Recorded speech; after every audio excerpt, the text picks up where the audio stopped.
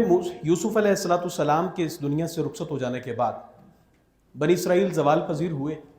اور پھر ان کے لوگ بکھرتے ہوئے، اور یہاں تک کہ اللہ رب العزت نے پھر ان کی آل اولاد میں موسیٰ علیہ السلام کو مبعوث فرمایا جو تورات کے حامل، اور دنیا میں یہ سب سے پہلی باضابطہ کتاب تھی جس کو ہم تورات کہتے ہیں۔ اور میں نے آپ سے کئی بار یہ خطبات میں ذکر کیا ہے کہ توریت یا تورات یہ وہ کتاب جو اللہ تعالیٰ نے موسیٰ علیہ السلام پر نازل کی تھی اس کا 5واں حصہ ہے۔ یہ اس کا کون سا پارٹ ہے؟ 5واں حصہ ہے، جس کا لفظ تورات کا معنی لا، قانون ہوتا ہے۔ یہ عبرانی زبان کا لفظ ہے۔ یہود کے اوپر یا یہود کی تعلیمات کے لیے 5 حصے تھے: کتاب احبار، کتاب پیدائش، کتاب خروج، کتاب اعداد و شمار اور کتاب قانون۔ یہ 5واں حصہ ہے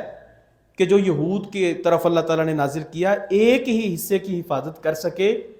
اور باقی 4 گواہ بیٹھے۔ اور ڈاکٹر محمد حمید اللہ رحمۃ اللہ علیہ نے تو یہاں تک یہ بات لکھی ہے کہ جو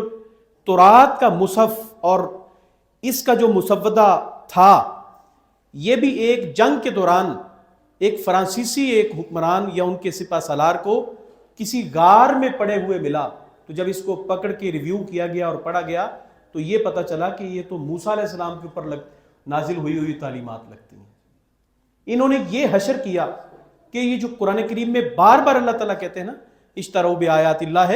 ثمنا قلیلا، یہ وجہ ہے کہ ان لوگوں نے جہاں پہ تحریف کرنے کی اور جو ہے اللہ تعالیٰ کے احکام کو بدلنے کی سعی کی اور ناکام کوشش کی، وہیں پہ یہ لوگ اپنی کتاب کی حفاظت تک بھی نہ کر سکے۔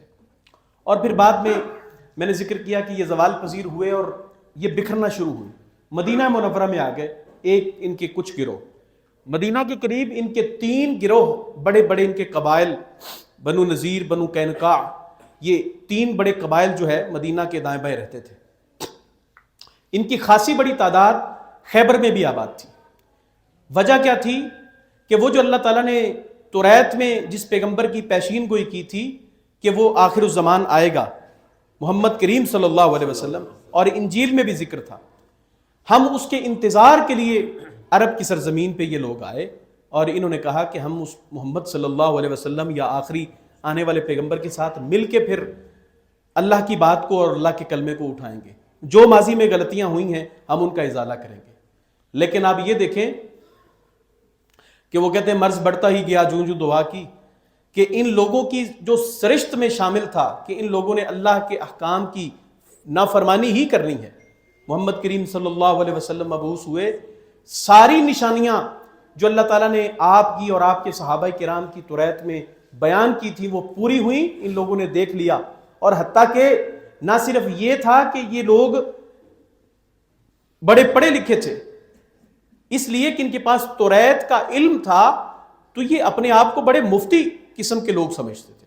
اور اہل مکہ جو خود محمد صلی اللہ علیہ وسلم کی دعوت کے دشمن تھے، ان کو جب کسی مسئلے میں رہنمائی درپیش ہوتی، اس لیے کہ یہ صریح بات ہے اور واضح بات ہے کہ جس چیز کا حل انسانی عقل پیش نہیں کر سکتی وہاں پہ وہ محتاج ہوتی ہے وحی کے علم کی۔ تو یہ اہل مکہ بھی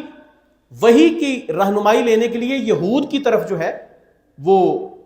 رجوع کرتے تھے۔ تو یہود اس چیز کے اندر وہ بہت اپنے آپ میں وہ مفتی فیل کرتے اپنے آپ کو کہ ہم تو وحی والے ہیں، لہٰذا ان کی یہ جو اجارہ داری تھی وحی کے اوپر یا وحی کی تعلیمات کے اوپر، اس کی اجارہ داری ان کی تب ختم ہوئی جب محمد کریم صلی اللہ علیہ وسلم مبعوث ہوئے۔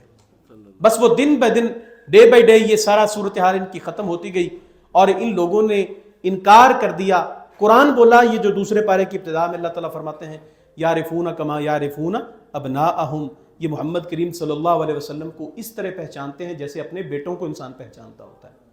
اولاد پرے رخ کر کے کھڑی ہو نا تو ماں باپ اس کا سایہ دے کے پہچان لیتے ہیں۔ تو یہ اس طرح نبی کریم صلی اللہ علیہ وسلم کو جانتے تھے کہ یہ محمد کریم صلی اللہ علیہ وسلم برحق پیغمبر ہے، ان کی تعلیمات علی الحق ہیں۔ لیکن مانا کیوں نہیں؟ انبیاء علیہ السلام کے بنیادی طور پہ ابراہیم علیہ السلام کے بعد 2 خاندان ہیں، جناب اسحاق علیہ السلام کا خاندان اور جناب اسماعیل علیہ السلام کا خاندان۔ اور یہ بھی بات ہے کہ جناب اسماعیل علیہ السلام کو نبوت پہلے ملی ہے، جناب اسحاق کو نبوت بعد میں ملی ہے۔